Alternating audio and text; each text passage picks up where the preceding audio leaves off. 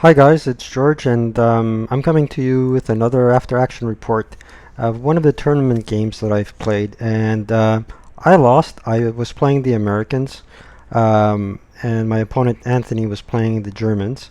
The scenario in particular that I'm talking about is Purple Heart Lane, scenario 19. Um, an excellent scenario. So it's in Caritan, France, taking place on the 12th of June 1944.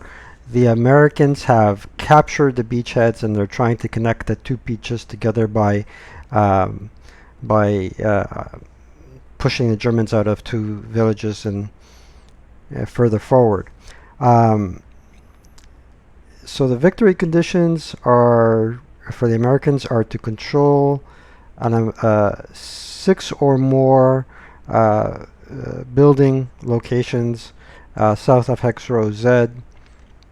And for each multi-man counter that the German exits, the Americans have to capture an additional building. Um, let's take a look at the details of the scenario. So it's played on board Y. North is facing this way. We'll look at the board in a few moments. Now, what the German player does is he starts with two half squads, two light machine guns, and two leaders, and this is only on turn one. And they have to be in different locations. They can be adjacent to one another, but in different locations. And then on his turn one, he has an additional 548 elite squads. Yep, and a 9-1 leader, an 8-0 leader, an additional light machine gun, and a demolition charge. Um, the um, the American player starts with two squads already set up and completely apart from one another. And then on the first turn, five elite squads enter with a formidable array of leaders. And there's a couple of special rules. The grain hexes are actually flooded hexes, and should have been able to change the map to reflect that. At least make them marshes instead of grain. So you're not allowed to walk in the flooded areas or move in the flooded areas. The woods, CC6, are considered open ground. Then the Germans at start LMG must set up in separate hexes. Great, we already covered that. Beginning on turn 4, German units may exit the map along the southeast-west board edges, Q10, Q1, during movement phase and advance phase, and that would impede or make the American victory conditions a bit more hard to attain. Now, I think this part of history was also covered in an episode of Band of Brothers, I believe. So, in the aftermath, a squad of men followed Lieutenant Harry Walsh into town, but facing machine gun fire from the edge of the town, the rest of the men froze in the ditches alongside the road.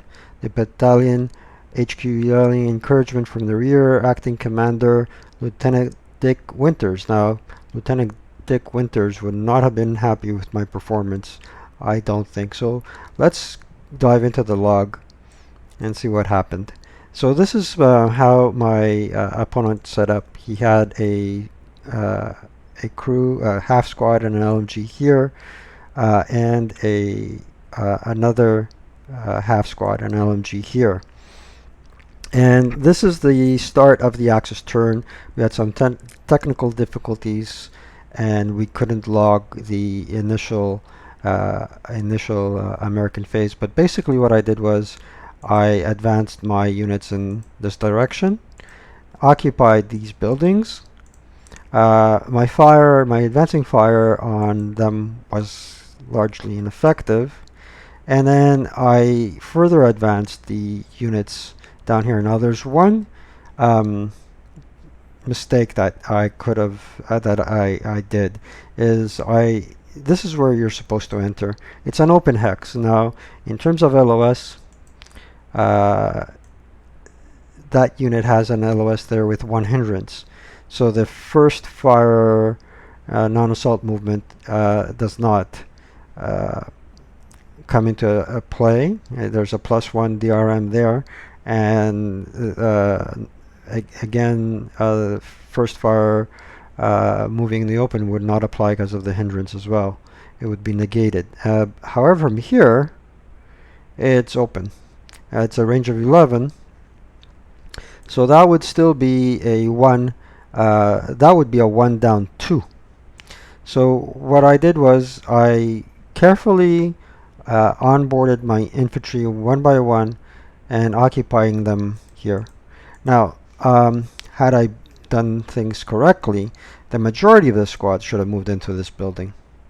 And my 9-1 and 8-1 leaders should have been in the front line as opposed to the 8-0. You can say also that the 8-0, having put him there, would have been great had I marched them along this axis here. This hex, that hex, that hex. Not in this hex because he has direct line of sight there. However, this hex would be blind. This hex would be probably open. Let's check that. That's the beauty of going through an after action report. Oh, it's blind. Right, and here there's a hindrance, and he can easily reach this building. Now, had I known that when I was playing, this route here would have been great, because right there I would have had 1, 2, 3, 4 buildings, and that building will not count. Right there would have been great. I would have gone this way, that way, and that way would probably also have been a hindrance to that fellow here. Let's check it out. Yep, hindrance.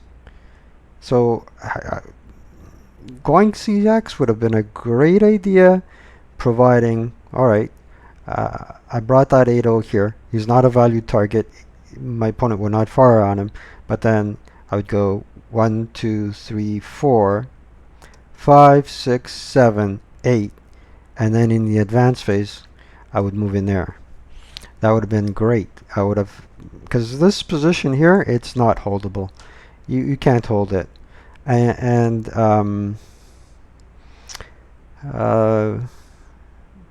what if he was able to set up here? Would it have changed anything? I'm not sure. But yeah, in that case, with one squad, all of a sudden he would be in a great position up there. He would have guaranteed 4 buildings captured, and then I would only need another 2. I'm not sure if this this building, it does count. I'm not sure if this would count. And this building can fall rather easily as well. So again, the position of the leaders is all in disarray. I did not advance the 9-2 minus leader forward because he would be a valued target. I'm pretty sure he would have taken a shot at him. He didn't. He was the last in line. Let's continue with the log and see what happens next. So now it's the German turn, and the Germans are aligning where to put their forces, and he has 1 additional LMG, and he's putting it up there. That is a great idea again. As you can see along this line, he would cover that advance rather well. Okay, and let's move forward. I believe we played this to the end. He prep fires. I believe that prep fire was ineffective, as you can see. Although he was out in the open, nothing happened. There was no modifiers. It was a high value stack, so I know his behavior is attacking high value targets, leaving the meaningless targets alone. He skulked on that one because right here, that's an immense amount of firepower. But having them move forward from this line was a good idea. And as you can see, I have 1, 2, 3, 4, 5, 6, 7. It still have firepower, but I closed the range. Alright, this fellow just came in from there, so he can fire 1, 2, 3, 4. Yeah. Now, he's using offensive units for defense, and the beauty of these units are they have assault fire, and with assault fire you get a bonus firepower point. You're better off moving them cautiously rather than trying to come up with a static defense. That's all I can say with respect to how my opponent and myself used assault type units.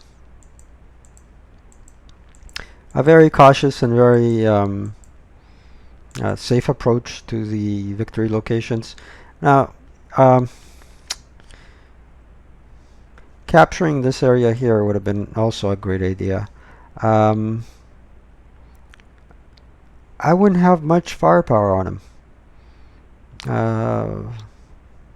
It would have been a 2 down 2 from here. 1, 2, 3, 4, 5, 6, 7, 8. He could advance up to here, and from here there's already a hindrance, so the -2 modifier would not apply. So 1, 2, 3, 4, 5, 6. Here there's a hindrance there, so he could have easily captured that building, and he would have been able to harass probably any units that would route here. Once I advanced here, would have been instantly DM'd by any but one up here. But putting a person up here would also, well, this is a very strategic building, and everybody took it for granted. If I as the Germans put a unit here, I am cutting off the advance from here without any hindrances. That would be from the get-go. Then, if one of these fellows took that building, I would be able to DM any broken US guys that routed here, any broken US units that have gone here, and at the same time, with a machine gun up here, with rate, the advance from here would be very precarious. It would have been totally dangerous. But anyway, again, very uneventful turn 1. I fired back. That was pretty good. That was a pretty good roll right there. I'm firing back from here to there, I believe, and he survived. He survived with a morale of 8. I believe he survived it. Let's move forward. Oh, the leader survived, but the squad did not. So he really did the right thing by moving this unit back. Now, this is advanced phase. Now he has 2 powerful units obstructing my advance, more or less. Because now he's set up for a head-to-head confrontation with some elite US units. Ally turn 2. We attempt to rally. I believe he doesn't rally because he was under DM, but he's no longer DM. Okay. There goes Walsh. And I am moving. And now I moved up my 9 -2. Again, here's another mistake, more or less. If you have 2 leaders and 2 different hexes, you can formulate a fire group, right, and use the -1 leadership modifier. These 2 units should not have been with a with less than two. These two leaders should not have been with less than two squads each if my objective was to form a fire group and fire upon him. Having not done that, I should have advanced as many squads as I could into here. And first taking the hex closest to him, and then subsequently taking that hex further from him.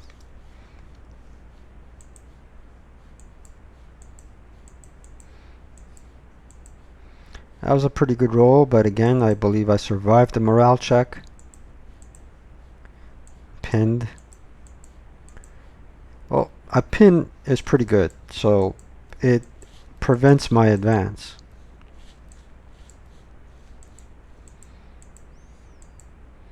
Clean line of sight right there. I don't believe it did anything. Now he's firing on the advanced units. I rolled high on the IFT here, which is next to nothing.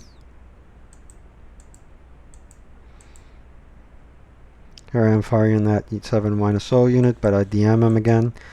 DMing him was not necessarily a good idea, because now he can route. He can route back to here and form, just add to that group's firepower. So there he goes, routing back with a leader and the support weapon, and I'm advancing onto my first objectives.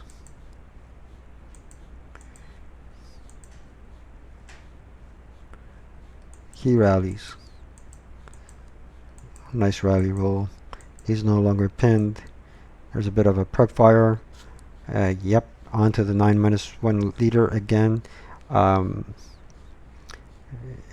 He is going after value targets. Task check, pass. Onto movement.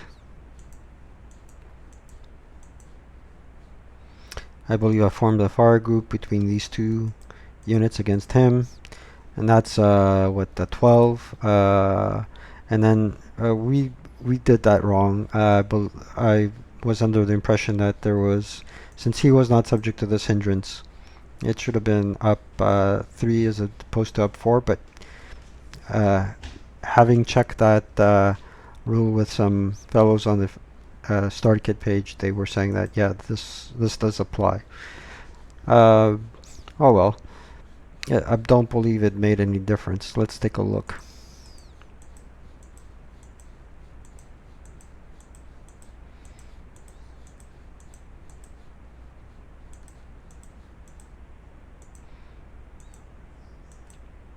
There you go.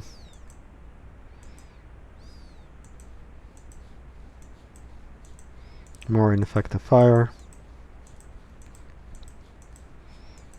It is defensive fire. You might as well use all your fire.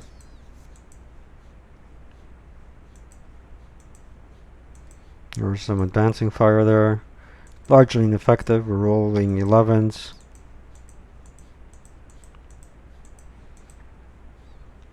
I have no idea why he advanced in that direction. It's all good.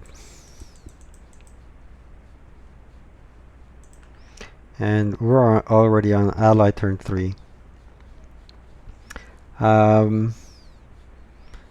this point, I have to admit that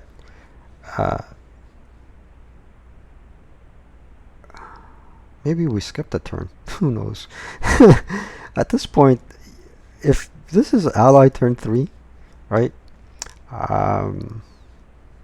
What the heck was I doing in turn 2? Why wasn't advancing more?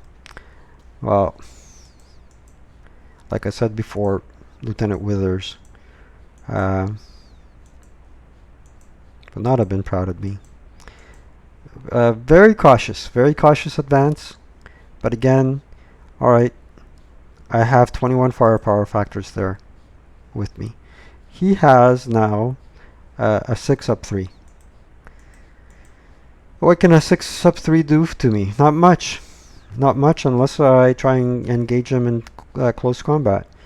What was I afraid of? Just move, for God's sakes. Alright.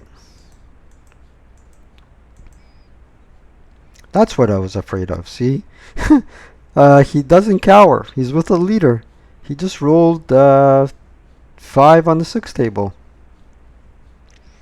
Right. So we're going with our morale check. I was lucky to have passed. Passed again, I believe.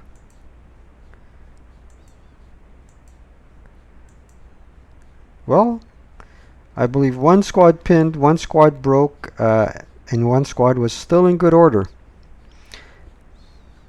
There you go. That's what I was afraid of.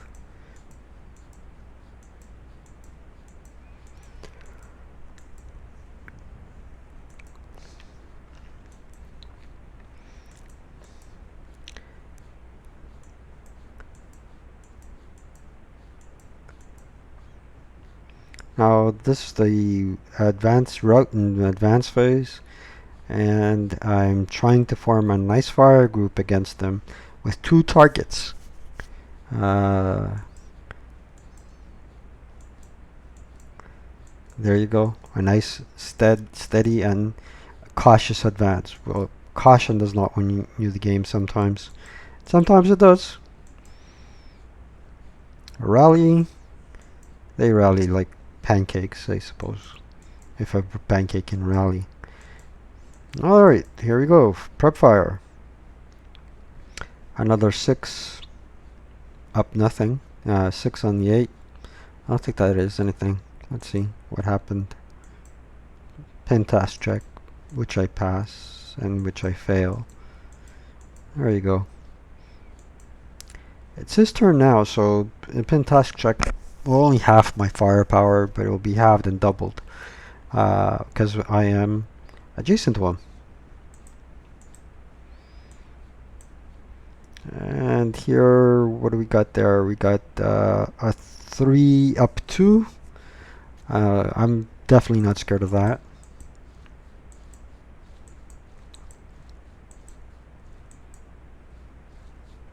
That was again a high roll. Just scored a morale check. Let's see what happens.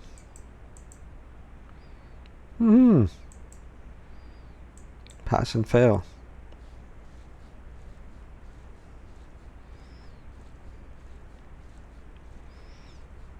Let's move along.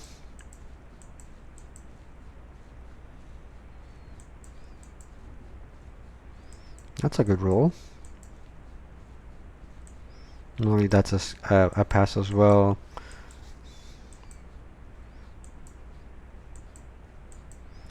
Here we got some advancing fire. A low crawl away from me. And right there, I am now in possession of 3 buildings and I need 3 more. So 3, 4, 5, and then 1 more, unless he exits a squad.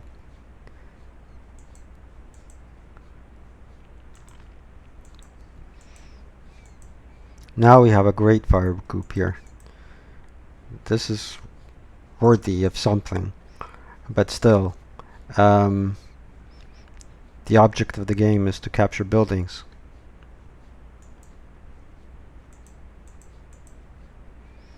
And here we go. We're going for that building up in U3.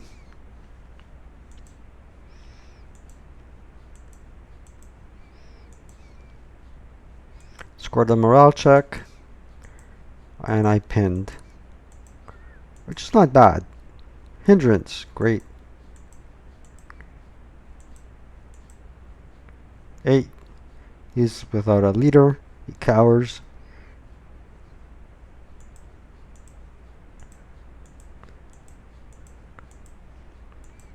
There we go. Firing point blank fire. That was a waste. Um, in this particular case, I really did not um, know if I had LOS to there. I did have LOS to here. Taking that guy out would have been great because he's with an 8.0 leader and a 5.48. Getting at least a K something would have been great. Uh, I would have been able to get a there's 21 there, and there is another 14 there, halved with assault fire.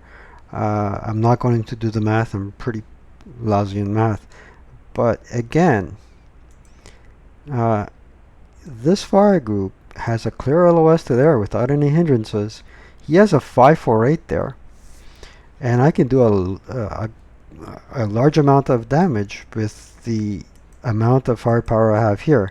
Now this guy is not a target. I don't believe he's a good target because the fellow in V6 does not have LOS to him. But anybody in there is toast, really. And consider that this is open ground, and I have 21 firepower factors there. I can get an 8 up 1 here against them. And that's another squad that would probably break and allow me to walk through.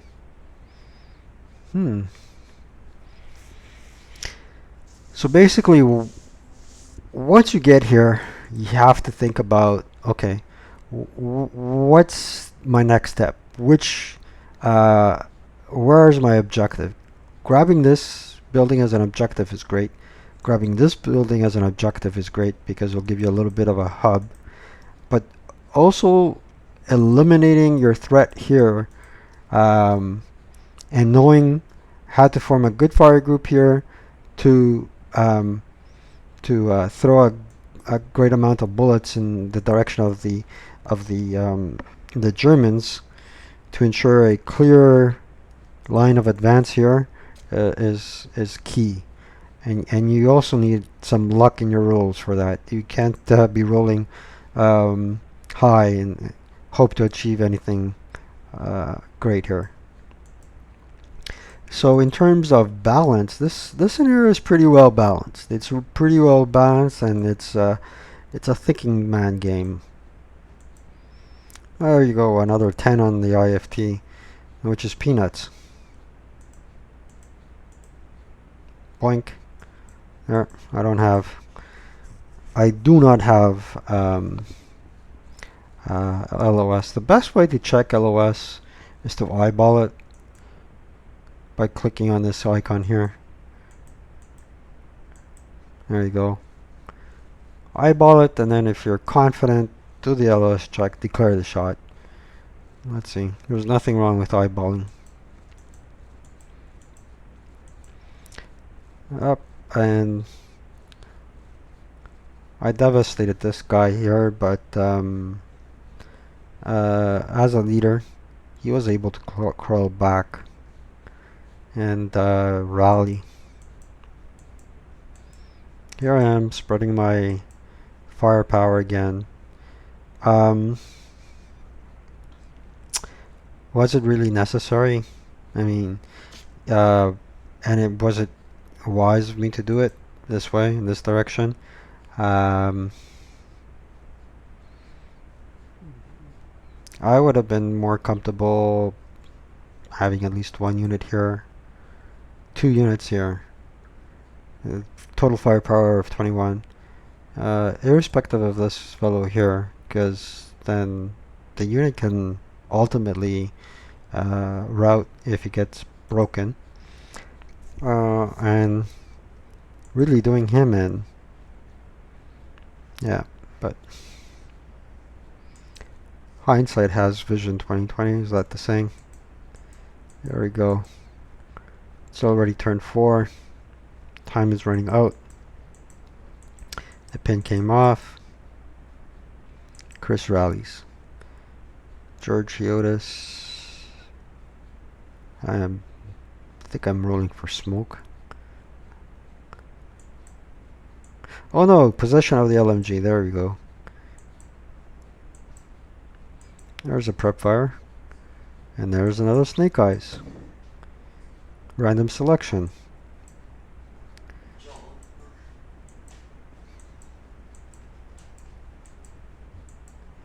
Their leader's gone. And that guy pins.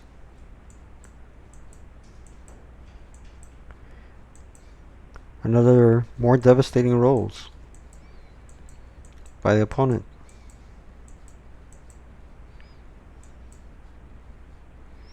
Well, here now he managed to pin my leader.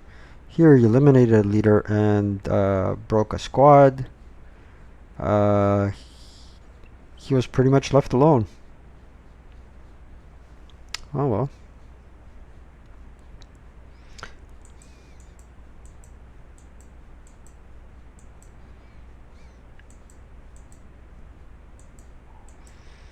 So as you can see, he did set up a nice formidable defensive line.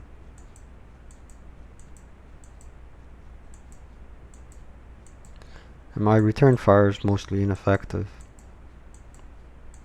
Then I realized, okay, here's a great mistake, right? But let's take a look at those rolls here. George rolls a 7 on the IFT. Chris takes a morale check. So his actual name was Chris. Anthony was his last name, sorry. Anyway. 12 up 2. That's a good roll. There you go. 3. That adds up to what? 3. And then 5, I believe. Yeah. 2 morale check. Somebody breaks. Another person breaks.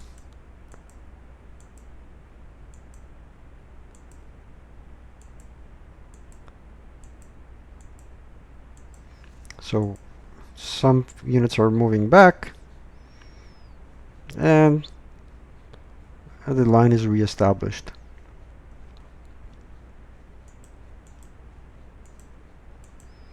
Here it's there. Pins come off.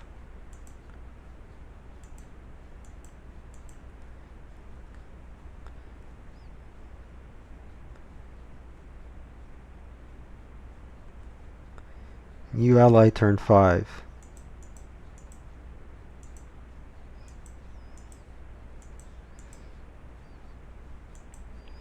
Some units don't rally. I don't rally.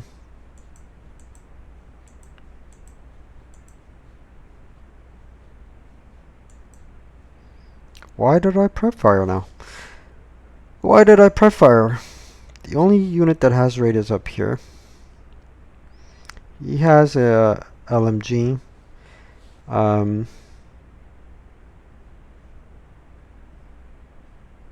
He's broken. He is in a position to advance. Let's see what happened. I don't believe I did so poorly. There we go. That was, I believe, an assault move. I think that was task check. Great, I pin again. There's a first fire and a first fire. That was great for me. And a second fire. That was a great roll for me as well.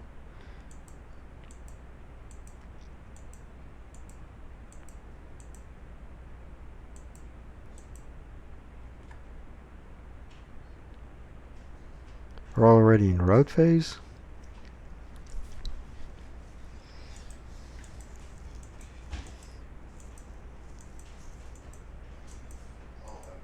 Advance.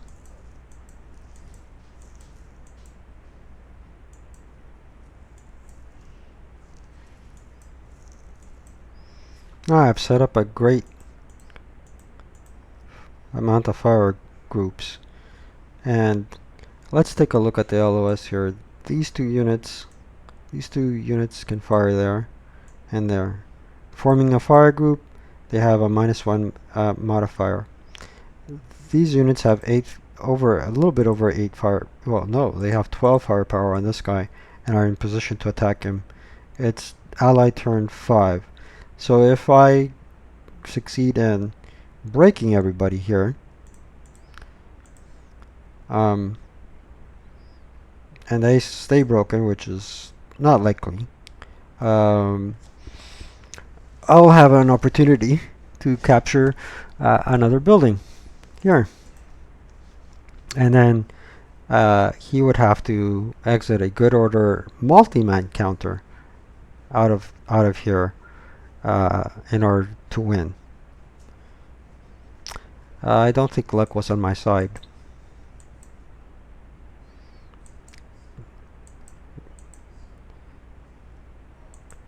So here there were some rally attempts, and his 9-1 Schneider's up. Let's see who else is up.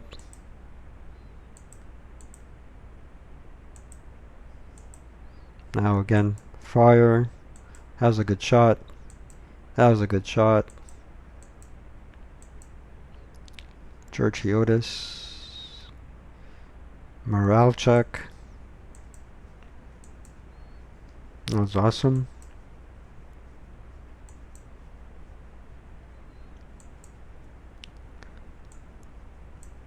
Failed the task check.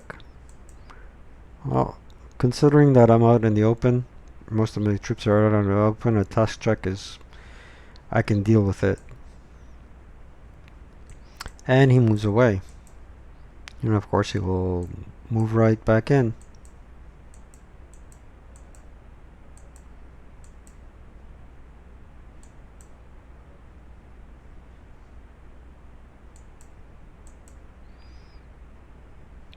Well, firepower factors up 1.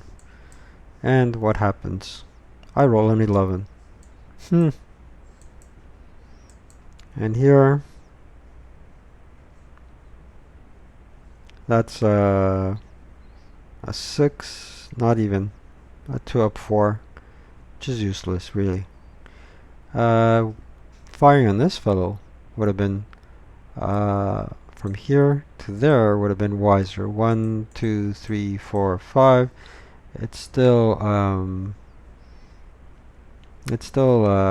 2 up 3, but it would be a lot better than a 2 up 4. Yep. Final fire. First fire. They've peeked into our game. There you go. Cowering. And what was it good for? Absolutely nothing.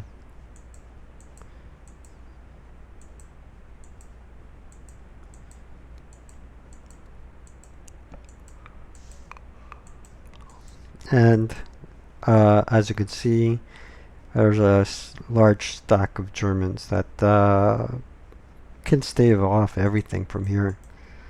They survived the entire fire that the Americans threw at them.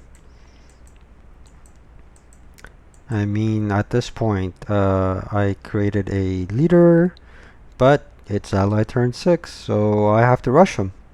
And hopefully, if I don't get slaughtered here, engage them in close combat and win. The odds of that happening were unlikely, and as you can see, they will not happen. Turner gets into the fight. Self-rally and a multi-man counter can create a leader, and then there's a chart on the starter kit. Quick reference chart tells you what kind of leader you created. There's an assault move. There's the first fire. And then it's a K2. More movement.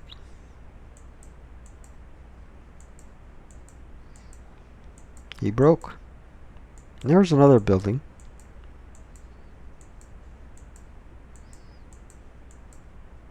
And there's more deadly fire.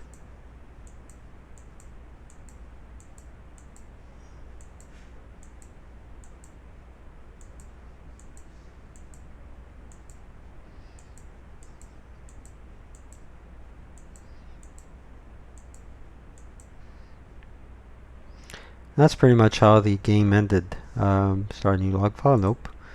That's how pretty much how the game ended. There was no point in continuing with the German phase because after that disastrous frontal assault, um, there's not much I can do, and I guess there was a series of blunders here, here, and here that ultimately led to the US defeat, unfortunately. But there were lessons learned, and I think in a future tutorial I can show you how to turn these hexes into marshes for the scenario. I hope you enjoyed the video and my comments. If you have any questions, any comments, feel free to comment below. Thanks for watching. Take care.